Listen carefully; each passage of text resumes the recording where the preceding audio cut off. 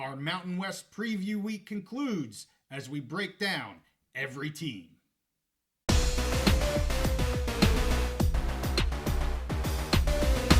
College football is back, and we're back on the big mountain.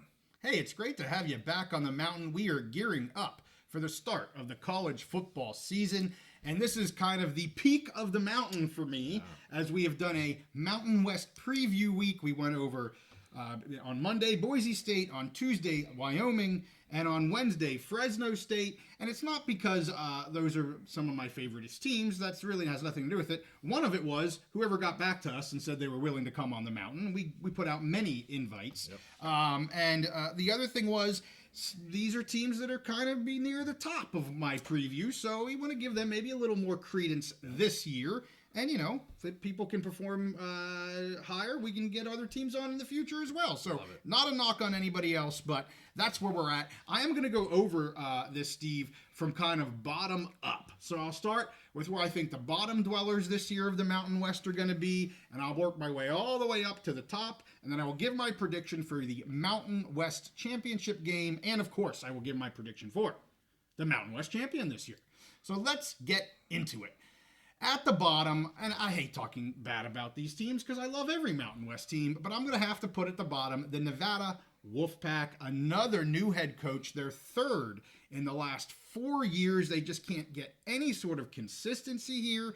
I think they do have a good one here with Jeff Choate, but, you know, it's just struggle when you just have that turnover year over year. They do return 12 starters, so that's not bad. 6 on both sides of the ball, but they have one of the hardest schedules here in the Mountain West, and I think they're the only Mountain West school, I'm 99% sure, that has a 13-game schedule this year. Everybody else has that 12-game schedule like most people in the country. Some have a 13. Well, Nevada, unfortunately, you have to play one more game when I have you at the bottom of the mountain here. Yeah, I'll tell you, I'm hoping, for Coach Choate that he can stick a while. I think, Nevada, they've struggled a little bit, and I think it's important, if they can get some momentum going and actually keep a head coach for more than a year or two at a time, that'd be great. Yeah, that's very important, yes, if you're trying to build any sort of success. Yeah. Let's talk about out of conference, and I'm going to lay this out pretty similarly, Steve, with every team. I'll talk a little bit about schedules. I'll break down some of the playmakers, and, of course, I'll talk about my pick, where I think they're going to end up. Their out of conference here this year is Troy, Georgia Southern, SMU, Minnesota, Eastern Washington, and Oregon State. That is not an easy out-of-conference schedule for them. They do have Lewis here at quarterback. He is a dual threat. They added Purdy from Nebraska. There is a battle for that starting role. I haven't seen one named as we're recording this, so we'll see what happens there. In terms of running back, they did add Garwo from Boston College. He was a 1,000-yard rusher last year at Boston College, so definitely a talented kid there. At wide receiver, they lost most of their receivers through transfer portals and graduations and things. And they've added a few. There's just not a lot of depth here with that receiving core. Their O-line, they did add some P4 transfers, so they have a decent front for whoever their quarterback's going to be. Defensively, it might be, unfortunately, the worst in the Mountain West. They returned 4 of their top 6 tacklers, which is great, but they've got a low floor to begin with, and to start to build on that, it's just going to take some time. I don't see a lot of improvement here from last year, 2023. They ended up at 2-10 or 2-6 in the conference. So my pick for them this year is to be 1-12, Steve. That hurts me to say it, 1-12, and to be 0 in the conference, 0-7. And I think their 2 most winnable games in conference are both away, which doesn't help the situation at all. I think it's going to be a struggle for the Wolfpack. But like you said, I hope they can get some consistency with coaches, consistency with their program, and let's build this thing back up to where the Wolfpack fans want them to be. That's the thing. It's going to be another tough year for Nevada, but hopefully they have a plan in place and they stick with it, execute it, and hopefully we'll see Nevada back to being competitive in the next few years. Well, something you're going to hear me talk a lot about is new coaches in the Mountain West. We'll move up one notch here. I have New Mexico, another new head coach, Bronco Mendenhall, a fantastic head coach. You've got to give him some time. I say that every time I talk about the Lobos here. They only return 9 starters, 3 on the offense, 6 on the defense. They're out of conference here at Montana State, which is nothing to sneeze at. FCS school, I know, but Montana State is a solid program. They also are at Arizona and at Auburn. Ouch. Of course, they've got New Mexico State, your favoriteest game of the entire college football season. And they also have Washington State, a very difficult, again, just like I said with Nevada, New Mexico, yikes, a tough out-of-conference schedule here, Steve. So let's look at some of their players. At quarterback, Dampier, again, another dual threat here, and he has good talent. I think you're going to see a lot of run here with Mendenhall. He likes that anyway, and that's really what they're going to have to try and do to score some points here down here for the Lobos. They do lose Krosky Merritt in a transfer. They're running back to Alabama State. But they bring in Sanders from Iowa State, which is the player that I said was my, when we did the most important player that isn't a quarterback. I picked Sanders here for the Lobos.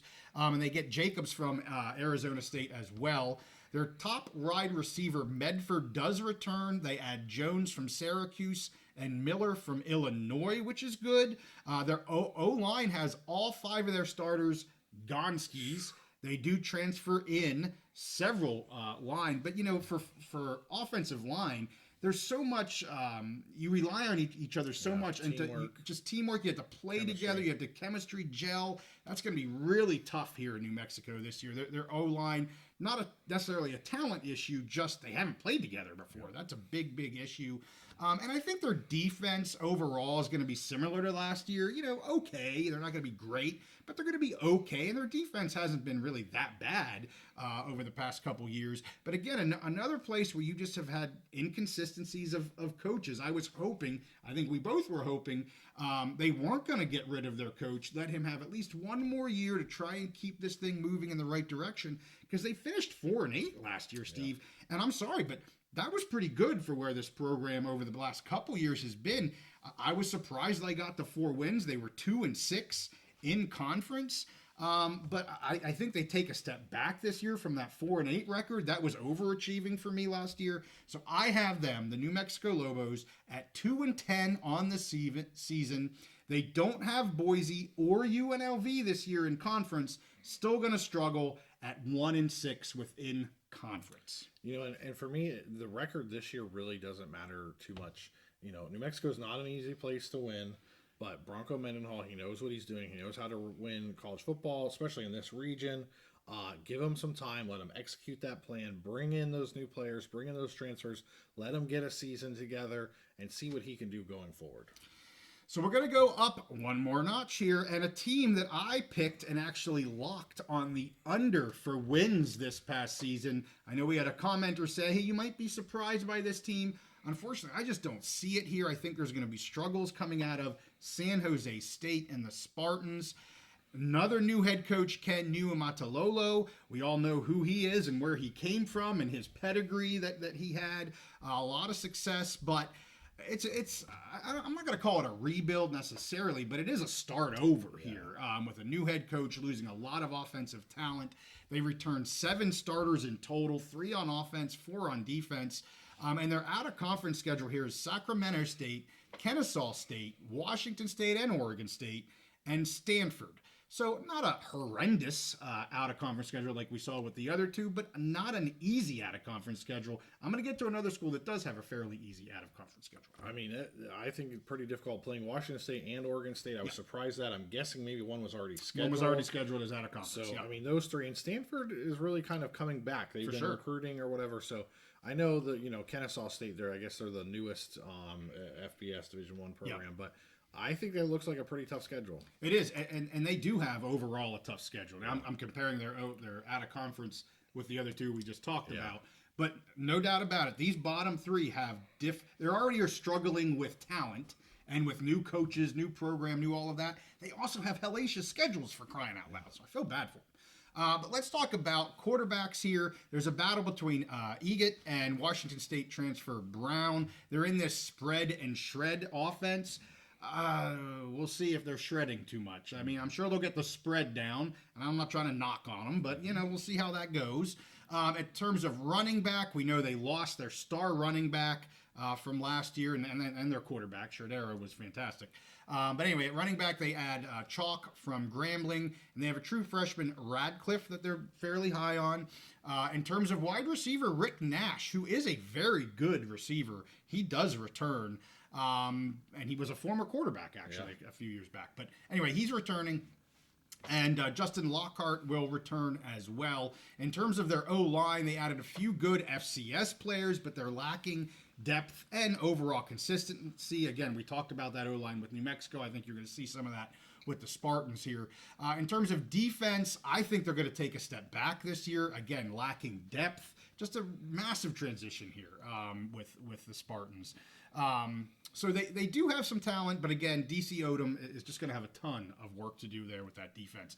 They were 7-6 last year. Overall, little surprising they weren't better than 7-6, but they were 6-2 in conference, made that big splash, tied there, and we had to go to the computers to see who was going to make the championship game. I know the Spartans are still not happy about that. They were back to the 1999 BCS model. Something like that, yes. So anyway, that they had a great shot at doing that. And 6-2 is great. I don't have a knock on that. I would say the 7-6, that puts them 1-4 out of conference last year. That's a little bit rough. And their offense, early on, they didn't quite do what I was expecting them to do. Well, I'll say I remember last year they played USC, I think maybe week 1, who had way more talent than them. And honestly, they gave them some fits, especially in the first half. Played well in the conference.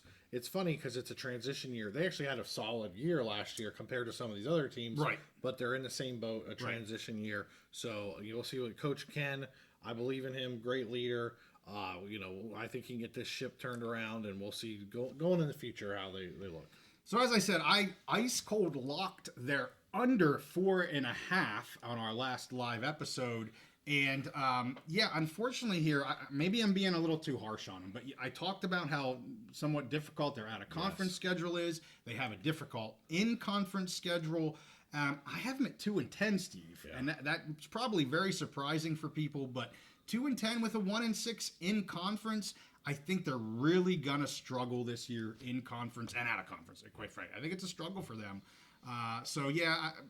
Again, might be a little hard on 2-10. I just don't see too many more wins there for them. So let's get to the next one. I know I have some people that like to comment that I'm not giving this team enough credit, but this is the San Diego State Aztecs.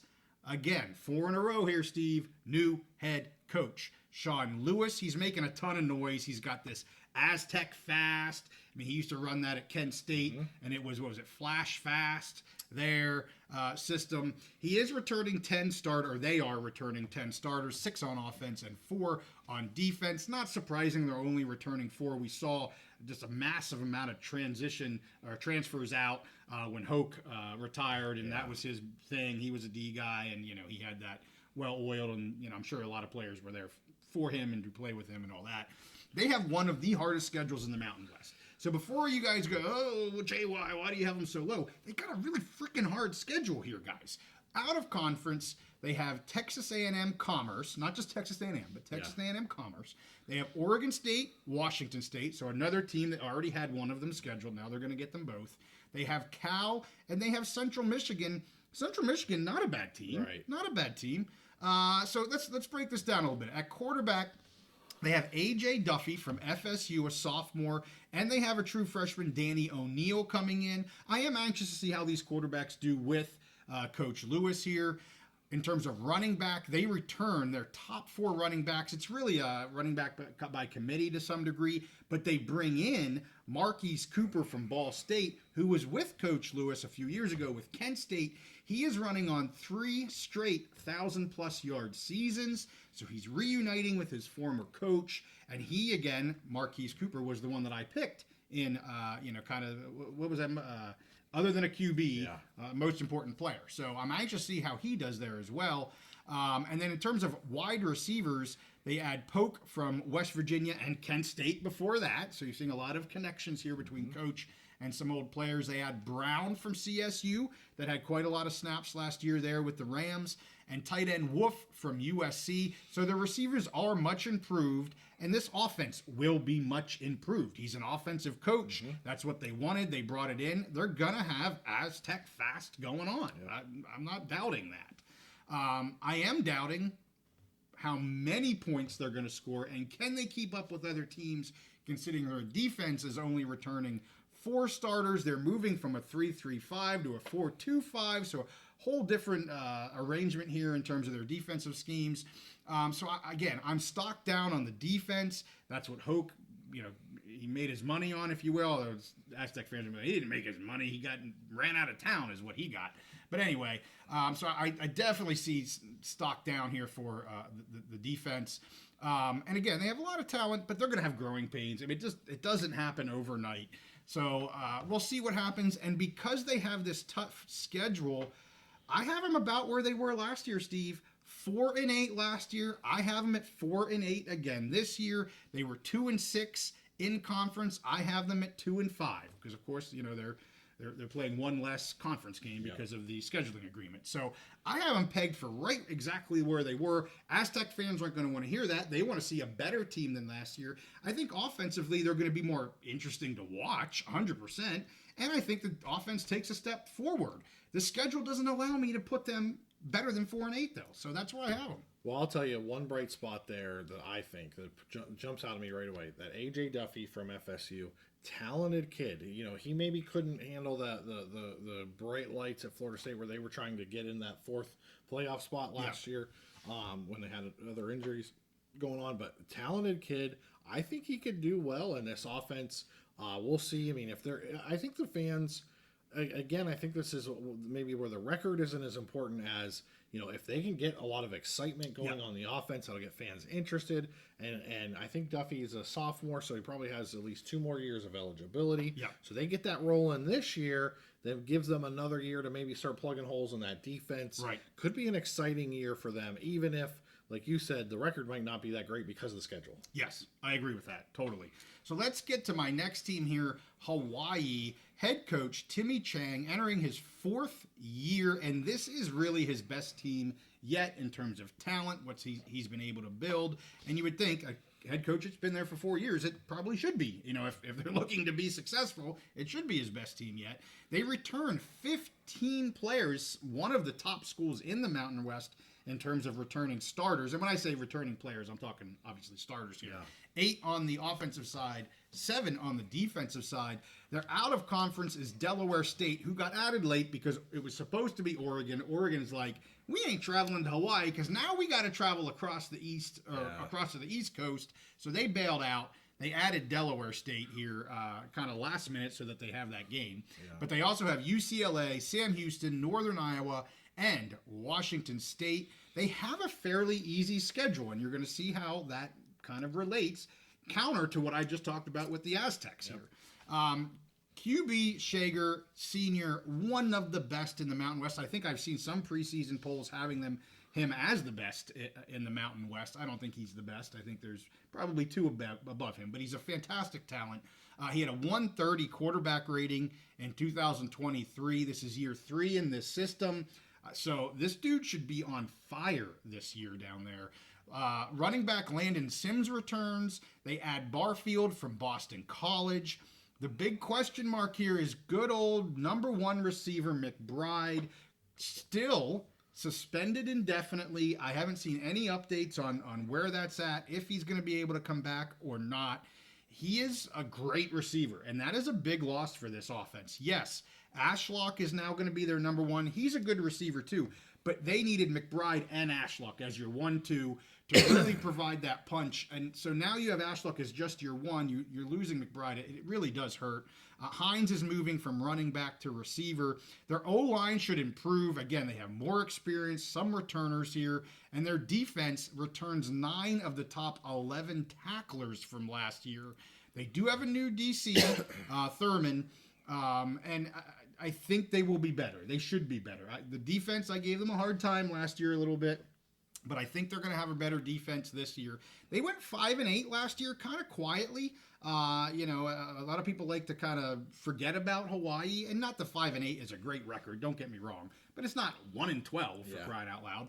And they were 3-5 in the Mountain West. One more win, and you're a 500 team there in the Mountain West. And I think they could have it in them this year, Steve. I have them as a 500 team this year, bowl eligible. Could surprise here in the Mountain West. Maybe they can be 7-5. That would not surprise me. My pick is 6-6. I wouldn't be surprised with a 7-5. Their wild card games for me, Steve, are Utah State and I have Hawaii here, but it's not Hawaii. It's Colorado, and they are both losses for me. Yeah. But I think they could win either one of those games. Honestly, with the offense that they have, I wouldn't be surprised if I have them at 3-4, but they could easily be a 4-3 team here in the Mountain West. Especially with Utah State, all the turmoil there. We have no idea what to expect from that team this year. A good opportunity for them. Yep. So let's get to the next one here. Colorado State Rams. I know a lot of people think this team could surprise this year. I'm not really on that bandwagon. And part of it's because I'm under the, you got to show me before I'm going to believe you. And that's just where I'm at with this. I mean, I'm going to break it down, but I am not on the Colorado State's going to make it to the championship game this year. I'm not on that. And I'm exaggerating. I haven't heard anybody say that, but I have heard people say they think this could be a surprising team. Ron actually said that with our Boise summary. He thinks this could be a surprising team. So Norvell's in his third year here as head coach. It's time for him to put up, or I don't think they're going to move on from him at this point, but it is time. They returned 14 players, 7-7. Out of conference, they have Texas, Northern Colorado, UTEP, and Oregon State. And this is an easier overall schedule than a lot of the Mountain West teams. So I can both understand it from the talent standpoint, especially on offense, where people are like, oh, they could be pretty good this year. They think the defense is going to be better. And you look at the schedule and you're like, it doesn't really scare me. So this team could be pretty good. Fowler Nicolasi, maybe the best in the Mountain West, top 2 in my opinion in terms of quarterbacks. Running back Marshall returns, had some big games in 23. It is a committee overall. They use a lot of different running backs. Horton returns at wide receiver. He is a specimen of a talent. He's going to be in the NFL. I have no doubts about that. They do add Ollie from Washington State and Winfield from Baylor. O-line, they lose 2, but it's a solid group, and they have a fantastic center in Gardner. So really solid up front here, and overall, a really solid offense. No doubt about it. They've got a good offense. Defensively, not quite the same. They were disappointing in 2023. I think they may actually be worse this year, possibly. They lack depth. I mean, they can't have too many injuries this year in order to push where some people think they could go. Last year, they were 5-7. Of course, they had that loss versus Colorado. I think they actually avenged that loss this year. I think they're going to beat Colorado this year. They did have that crazy upset in Boise in week 6 last year. So just their season was so up and down. Just when you think they're going to take off, they go back down. And it was a really odd season for me watching this team last year. Ended up again 5-7, 3-5 in conference. I do think they switched that 5-7 to be 7-5 this year. So they are moving up. But I have them at 3-4 in conference. I'm sorry, Rams fans. I just don't see it. I have conference losses to when they're at Fresno, when they're at Air Force, when they play Wyoming in the border war. I think Wyoming is just the better team. And I actually have them losing to Utah State. Now, that's a bit of a coin flip. I could see either team winning that. So, JY, you're wrong on that. Okay, then make them 4-3. You know, you're right there at that 500-ish in conference. So that's where I'm at with Colorado State. Yeah, you know, you have them avenging that loss to Colorado. I think it's going to be tough. They had them right where they wanted them. They did. They had them. You know, Deion's first year there, they had them right where they wanted them. They let them get through the grass. We'll see if they can defeat them this year. I don't know. I mean, And the thing is I think the Mountain West is just a better conference when Colorado State is successful. Sure. All the rivalries, the border war, everything. It's just a lot more fun. So you want to see this team kind of get it turned around, get it headed in the right direction. And this could be, there's a lot of people, but it seems like that's been the case a couple other years since this coach got there. So we'll see. I hope they do better, but, it's going to be tough. I think they're bowl eligible this year. I think they do it enough to advance, especially on the offensive side, to advance to be over at least at 6-6. Again, I'm at 7-5, but I think they're bowl eligible. So let's get to the next team. Again, I said this last year when we did this. Colorado State and Utah State. I struggle to get one to kind of pop up. I thought early on Utah State was going to pop up for me, but then we have this craziness that is Anderson's firing at head coach. So all kinds of turmoil going on there. Interim head coach is Drayling. He was the defensive coordinator. They returned 15 starters. So one thing I will give Coach Anderson for, he can keep players and he can bring in players. I mean, he has shown he's able to bring in talent to Utah State. And I had them on the upward trajectory. I've had to kind of readjust my thinking a little bit on that because of the coaching issues. But I did not change where I had my pick for this team pre and post Anderson. I have not changed it yet. Well, not yet. This is it. Preview. It's do or die time. So out of conference, they have Robert Morris, Temple, Utah, USC, and Washington State. So a couple big boys on there, a couple not so big boys. But they got some big wing dingers on that out of conference schedule. Do you know if the Temple game, if it's at home or? I think it's home. I believe it's home. Yes. It's a much more veteran group this year. Again, mid-level difficulty overall. They just crazy QB turnover there for a while, Steve. I think we had 4 straight weeks of live shows where we're talking about the quarterback situation. Yes. New transfer coming in. Yes, with Utah State. So they lose their 2023 starters, but they add Petrus from Iowa, who it looks to be going to be their starter, Barnes from Utah, and Tiller from Boise State. In terms of running back, Booth left in the portal, but they kept both Faison and Briggs. And it should be equally as good, their back situation here. In terms of wide receiver, Royals is fantastic. I don't think he gets enough love because of Horton and White and some of these other receivers we have. But he is a fantastic wide receiver, as well as Davis and Tite and Bowman is back. So they have a strong receiver group again. In terms of the O-line, they lose 2 starters, but they do add some transfers from Pitt and Baylor. So a strong line. I think they have another strong offense. I liked their offense last year. I like their offense this year. Defensively, they 7 return. And as I said, DC Drayling, he did bring some starters in from New Mexico State, and they had a very good season last year. I know, different conference, all that kind of stuff, but very successful season last year. So they should be an improved, and they need to be an improved defense. And the reason I have Utah State above Colorado State is because of the defense, and I have them winning the game. Utah State, in my opinion, right now, preseason preview, Utah State beats Colorado State, and that's why I have them above. My pick for them is 7-5, so the same as Colorado State overall, 7-5. But because they win that game, they are 4-3, and Colorado State is 3-4. And then, so I have them beating CSU, Hawaii, and San Diego State in the last 3 weeks of the season. You said you kept the pick the same, and I appreciate that. And a lot of what you say here makes sense. I do think it's a huge wild card with the head coach. You've seen some teams respond a certain way. We saw Northwestern last year with David Braun. Right. That brought the team together, and they reacted under the new coach. And we've seen other teams like Michigan State completely collapse. The team quits, whatever. So I think that could really put some volatility into what we end up seeing.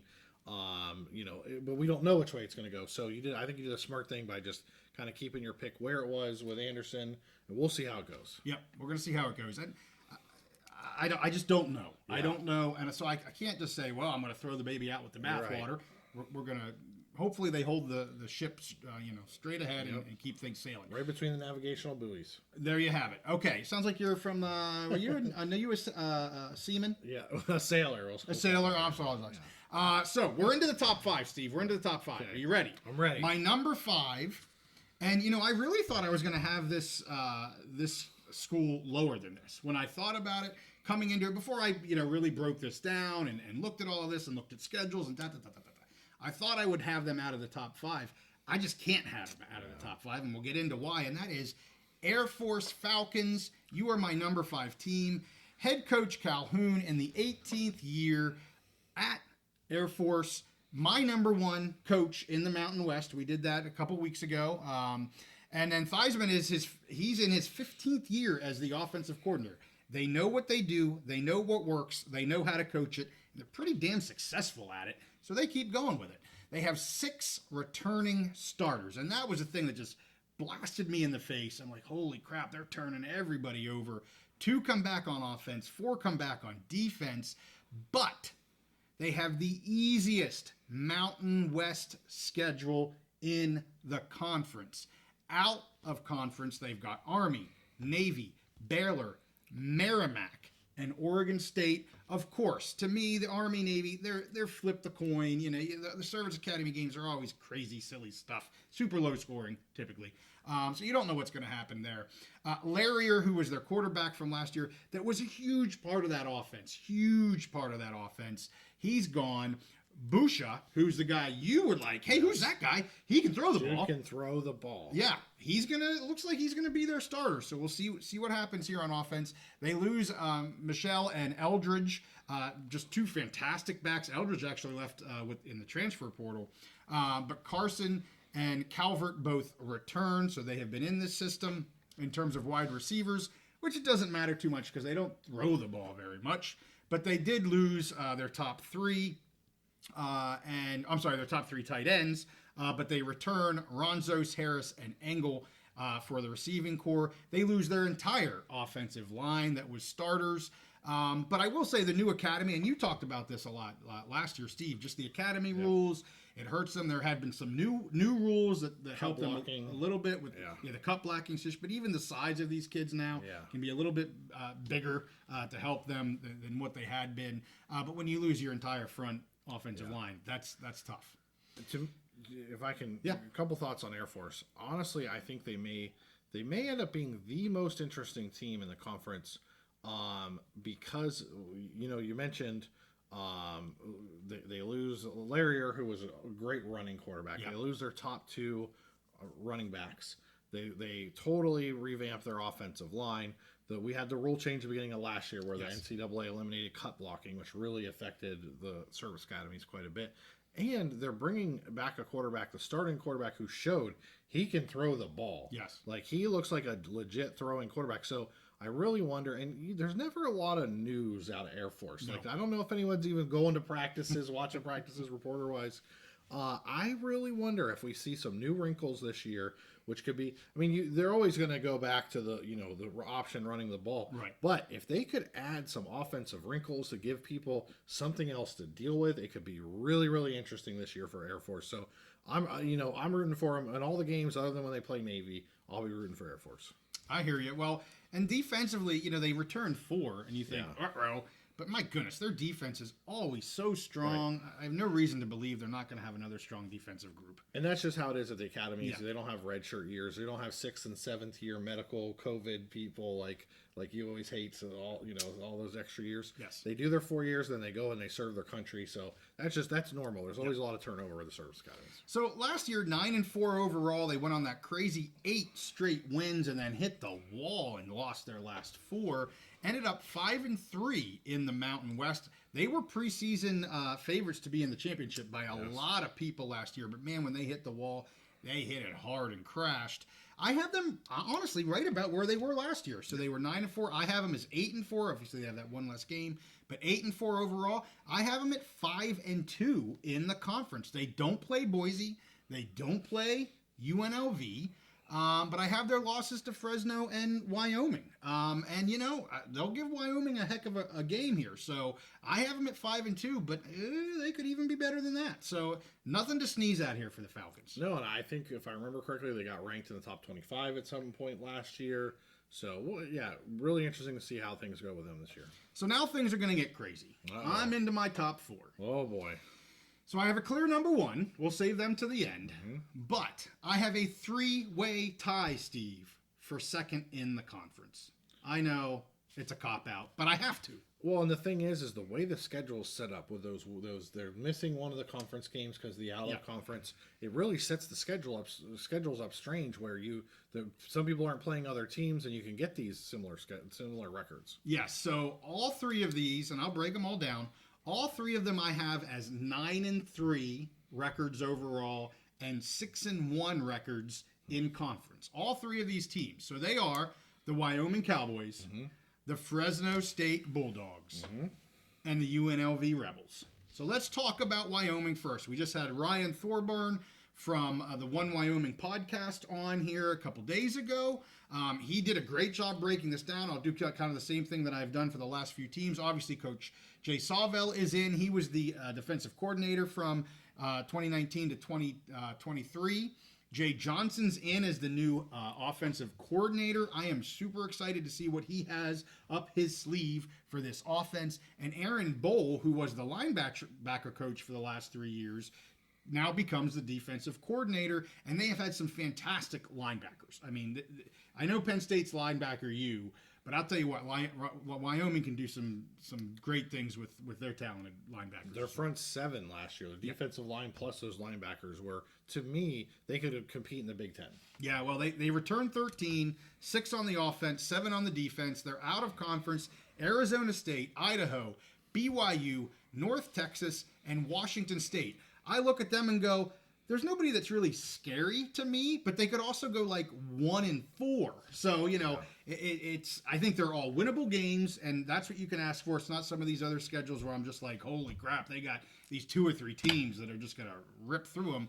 I don't see that with Wyoming at all. Obviously, new quarterback here, Evan Svoboda. He has great potential, but totally inexperienced, mostly inexperienced. But we saw what he did in the Texas game. I mean, talk about the biggest game of the year. You don't have your starting quarterback, and you got to throw poor Evan in, and he did fantastic. Against a team that was absolutely loaded at every position. High end, the highest D1 talent, really. Absolutely. So Whaley's back at running back. He's healthy, as we heard from Ryan. It sounds like he is ready and good to go. DJ Jones comes in from UNC, and they return Scott and Farrell. In terms of wide receivers, they lose Weiland, who was one of my favorites. I love Wieland. I love Wyatt Wieland. Asante's gone, and tight end Welch is gone, but Brown and Pellissier look like they're going to be taking a step forward. They're going to be getting a lot of touches. They also add Tyler King from Texas Tech, and everybody's in love with this Gillenborg at tight end. He is easily the Mountain West preseason #1 for tight ends. I don't see anybody else mentioned. So big shoes to fill, and I think he can do it. Offensive line, they return 4 of 5, but lose probably the most important one, that left tackle with Crum. He's in the NFL right now, but overall, they're more experienced. I mean, you're bringing back 4 of the guys. They have more experience. Defense, as you talked about earlier, returns 7. They do lose linebacker Gibbs, but man, they are just restocking. Gibbs was fantastic, but they'll be good to go again with the linebackers, and they have one of the top D lines in the Mountain West. Last year, 9-4, 5-3 in conference. I have them at 9-3 and 6-1, as I said. No UNLV and no Fresno. So this is why I have a 3-way tie for second. Yep. They don't play the other 2 daggone schools I have tied for second. So anyway. So earlier I said Air Force might be the most interesting team in the conference because we want to see what's going to happen with their running game versus they're going to start passing a little bit. Svoboda, okay? To me, he may end up being the most interesting player in the conference this year. Last year, you and I, right away, as soon as we saw Maeva play for UNLV, we said, this dude is a dynamic player. He needs to be starting. And he kind of took over the Mountain West Conference last year. I mean, it was the most dynamic, the most interesting player. I think Svoboda has a chance to be that guy for Wyoming this year. That's someone I'm going to have my eye on. And we'll see. You know, he doesn't have a lot of experience, like you said. But in a game, I think he has the upside, maybe the highest upside of a guy. if you're not a hardcore Wyoming fan or Mountain West follower, you may not even know who that dude is. Right. And he may end up being the most interesting player in the conference section. Well, and then what happens is people just write him off because they don't know who he is. They have a new quarterback and they don't know who. And look at Maava. I mean, people really didn't know who he was, Nope. and he came in and blammo. I mean, like you say, from the very first game that he played, we knew he was something special. And yeah, I mean, he just turned that, not just him, but you saw what UNLV did last year. So we're going to talk about that here in a minute. What's Wyoming's their big out-of-conference game? Do they have the very first one is Arizona State? Arizona right? State, yeah. You may see something right in that game. That might be the light just came on moment. And I already picked them. Yep. I already picked that game, everybody. 7.5. I don't know what it is now, but I got them at 7.5 when I picked them. Getting 7.5, which is silly. All right, Fresno State. As we know, we just yesterday did a deeper dive with Fresno State. We know Tedford retired because of health reasons. Interim Tim Skipper is in. They returned 13, 8 on offense, 5 on defense. Their schedule really is not that bad out of conference. Of course, they start with Michigan. Okay, yeah, that's rough. But then they have New Mexico State, Sacramento State, Washington State, and UCLA, which you're going to talk about UCLA in the Big Ten preview. Yep. Yeah, maybe not too bad of a year to be getting UCLA. This is the best year that you can get UCLA, yeah. So quarterback, Mikey Keene, we both say the best quarterback for 2024 in the Mountain West. He had a 140 quarterback rating last year. He needs to stay healthy, as we talked about with Gabe yesterday. In terms of their running back room, they have a strong running back room. Of course, Sherrod is RB1, but they return a lot of guys here. Brooks is gone at receiver, but Gill is gone as well, but Moss is fantastic. His numbers were almost equal to Brooks last year, and Delina returns as well. And again, you heard Gabe talk about that room there. In terms of the O-line, returning 8 of their top 10 and 4 starters, super solid line, and a really good defense. Strong secondary, really strong linebacker core, strong front, really, really good defense here in Fresno. 9-4 overall, not too bad last year, but 4-4 in conference was a letdown. Yep. Some of that was injury related with Keene and whatnot. I have them picked, again, 9-3, 6-1. They don't have Boise. They don't have Wyoming, but they have UNLV, and we're going to get to them next. So a couple comments on Fresno. When you look at these teams on paper, to me, other than Boise, which I know you're going to talk about here in a bit. Yep. Other than Boise, to me, on paper, Fresno looks like the most complete team in the conference. Just what they're bringing back, and they just don't have a lot of weaknesses. They're just a very complete team, and they don't play the other top 2 teams in the conference. So. Right. One of the most complete teams have maybe one of the easiest schedules of all the contenders. Right. It'll be really interesting to see how that works out. I agree. So let's talk about UNLV now. Odom returns as head coach. Marion returns as offensive coordinator. And Shearer returns as defensive coordinator. We were a little worried, or I was a little worried at the end of last year, 1 or 2 of these guys are going to get picked up. And either they didn't because they chose not to, or nobody gave them an offer. I don't know. But they're all back. 11 returning starters, 5 on offense, 6 on defense. Out of conference, Houston, and Houston is supposed to be not very good this year. Not good, no. So they got Houston, they got Utah Tech, they have Kansas and Syracuse. Those are toughies, Kansas, Syracuse, and Oregon State. And, we're still trying to figure out what they're going to be this year. So a decent out-of-conference schedule here. As we all said, Maava's gone. He transferred to USC. They do add Sluka from Holy Cross. He was a 4-year starter there for Holy Cross, so tons of experience. Yes, different league, different team, but lots of experience. And they add Williams from Campbell. He's had 2 strong years as well. So they're not relying on freshmen or unproven guys. They're bringing in talent with experience. In terms of running back, Thomas returns, but they lose Davis, Lester, and Reese. They add Allen from North Carolina State and James from Central Arkansas. And White, I think, is the best wide receiver in the conference. They have DeJesus as their number 2, a fantastic return man as well there with DeJesus. They add Kane from Texas. And again, they're one of the top receiving cores in the Mountain West. I mean, White is a phenomenal talent. Their O-line, they returned 3 of 5. They all have talent. Defensively, this is what something Odom really wanted to focus on. He wanted size on the D line, and he brought some guys in to give them that size on the D line. Their linebackers are deep. They add Powell from Arkansas. Their defensive backs are deep. They add a couple more guys from Arkansas. So he really brought some guys in to shore up some of this defense, and I think they're going to have a really solid defense. Again, third time in a row, Steve. 9-3 overall, 6-1 in conference. They don't have Air Force. They don't have Wyoming, but they get Boise and Fresno, and I have them beating Fresno, losing to Boise, and that's where I get their 6-1 mark. You know, as an outsider, I'm the Big Ten guy, so as an outsider, I'll tell you this is the one contender that if I was looking to bet this team or whatever, I as an outsider, okay, yes, I pump the brakes a little bit. I don't see it as much as a lot of Mountain West. I mean, a lot of Mountain West people are definitely on UNLV. You're high on UNLV. I look at their out of conference schedule. I think it's tough.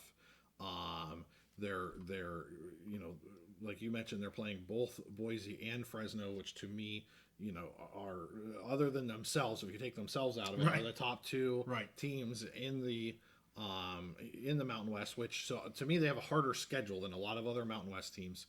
And Odom, I mean, everyone, I have all the respect in the world for Odom. He's done a great job, and I think he's going to continue to bring that team along. But to me, and they lose Maeva. I know they're bringing in some other transfers, but they lose the guy that to me was the most dynamic player in the conference, was a huge difference maker for them last year, and they lose him. So I have a struggle with UNLV. I'm really interested to see how it works out, how they make their way through the conference, because for me, as an outsider, as someone who's not plugged into the Mountain West fully, when I look at it on paper, I say, this is a team that gives me pause.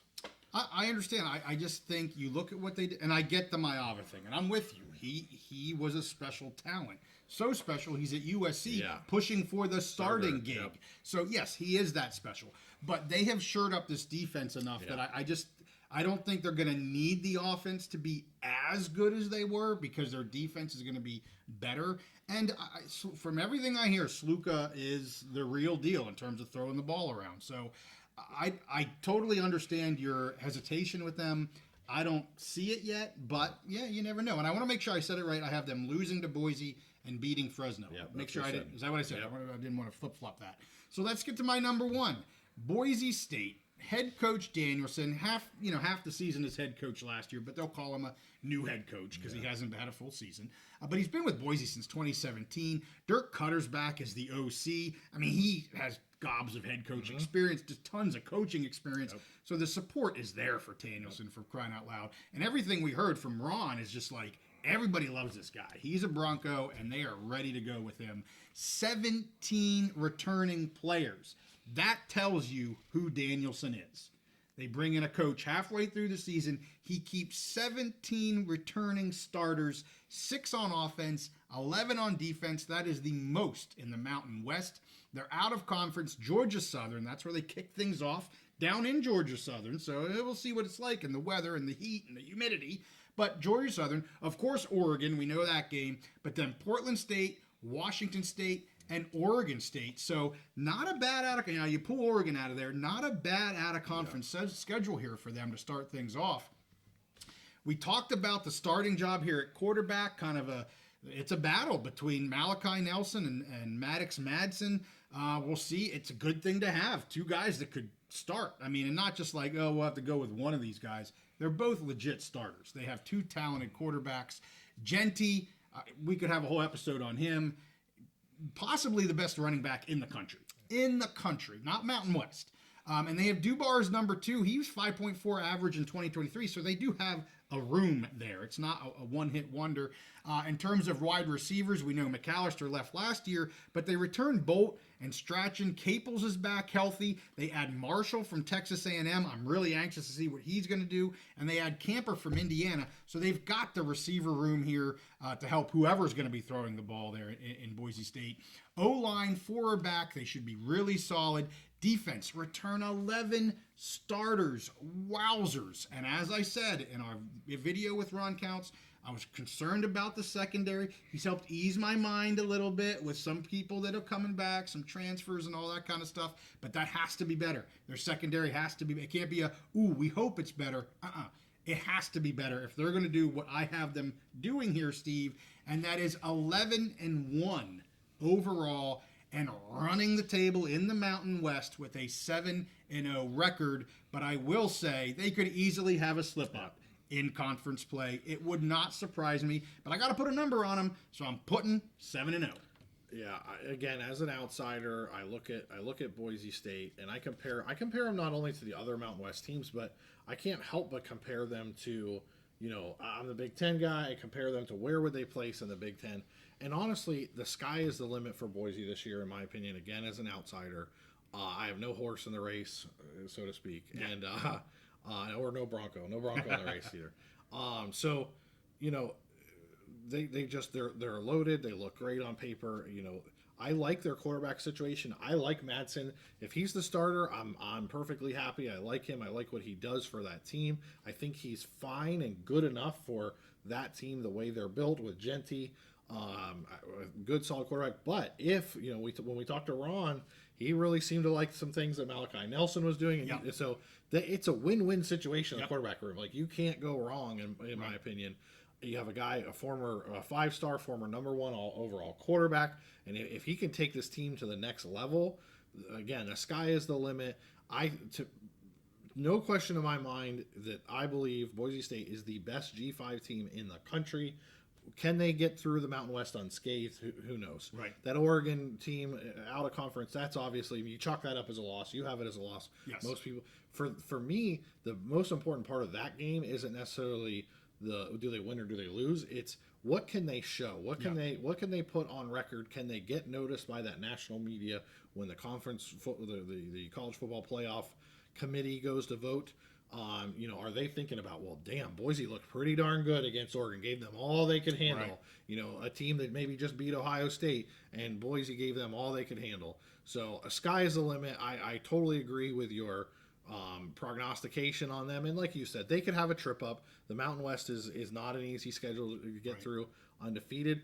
But to me, the conference is, everyone else is playing for the opportunity to play against Boise State in the conference championship game. I agree with that. I would just say two things, then I'll get to my conference championship game and eventual winner. Is I just hope they don't overlook Georgia Southern looking at Oregon, because again, it's away, and that's not a bad team. Georgia Southern's not a bad team. I mean, should Boise win the game? Yeah, but should win the game. You got to play the game. So you can't overlook anybody that you play here, Boise. If you're going to be 11-1 and you want to push for the CFB playoff, every game is a playoff game for you. And they had some slip-ups early in the season last year. And a couple, several slip-ups until Dannerson came on. So obviously they have to put the pedal. If they want to accomplish all those things, they got to put the pedal to the metal right away. So my surprise team, I want to bring this up real quick. Some people might say, it's CSU. I've said before, it may have been Utah State. I've kind of put the brake. I didn't change, but I put the brakes on them being my surprise team. So this might surprise you. My surprise team is Hawaii. They have 15 returners, a pretty easy out-of-conference schedule. I have them at 6-6. I would not be shocked if they end at 8-4, Steve. So my surprise team in the Mountain West is not the Rams. It's not the Aggies. It's the Rainbows down in Hawaii. What do you think about a Big Ten guy giving a surprise team in the Mountain West? Go for it. Okay. And I think you're going to like this one. Okay. My surprise team in the Mountain West, and I don't even know if this is really a surprise because you had them in your top contenders list, but my surprise team in the Mountain West is Wyoming. I think they're top 3 team in the Mountain West, and I think they may have the most interesting, most dynamic player on their roster. They have a really solid roster, and I think they're going to give people fits and really show some things this year. I love that because I like the Wyoming. And Wyoming just never gets respect. That's the thing. They don't. Even last year, that's kind of what I like about it. You picked them high, and we had Wyoming fans that were questioning and they knocked it out of the park last year. So, well, I have them tied for second, so that's pretty damn good. You do. Yeah, And what's Vegas have their over and under? 6.5. Which is absolutely asinine. I know, I said that. Yes, I so, can completely agree with you. So let's get to the championship game. So, Steve, it was pretty easy, honestly. Even though I have 3 teams tied for second, I looked at who I had winning the UNLV Fresno game, and I have UNLV winning that game. I think you would probably say you would have Fresno State winning that game because I know you're high on the Bulldogs, but I have UNLV winning that game. So when you look at head-to-head, obviously UNLV is ahead of Fresno because they're, in terms of the should be in terms of the computer. Now, I'm not the computer, so I don't know what the hell it's going to do. Yeah. But to me, head-to-head, that's an easy one. And then Wyoming, they won't have that other big win, per se, that UNLV would have there. So this might be really silly, but I got UNLV and Boise back in the championship game again. Now, the computers might screw that up, but I have it as UNLV Boise State, and I got Boise State 2 years in a row. Ba-ding, Mountain West champion. I think it's kind of amazing if that comes to pass again, where we have that 3-way tie and we have to go back to the old 1990s, early 2000s BCS computers to decide this again. It's going to be crazy. It was crazy to happen one year, but you can see the potential, and a lot of this is because of that scheduling change. Yes, it is. Having all those taking away one of the conference games and having those back, which I think adds a really interesting dynamic to the Mountain West schedule this year. But we'll see how it plays out and how it affects the final rankings. Well, and last year was only 2 teams tied. I'm saying there's going to be a 3. Yes. Hello. Craziness. Okay. Anyway. Yeah. So with that, hey, if you made it to the end, we thank yous, and that's where I'm at with the preview. We are going to be doing picks every week for every Mountain West team, every Big Ten team. Steve's also going to be doing FSU. I'm going to also be doing Oregon State and Washington State. So we do all kinds of picks throughout the entire season on live episodes Wednesday evenings. We'd love to have you join us. You can tell us we're right. You can tell us we're wrong. We can just have a lot of fun. That's what we like to do here on the mountain. So with that, make sure you give this one a like. Subscribe if you like our content. And we hope to see you next time on the Big Mountain.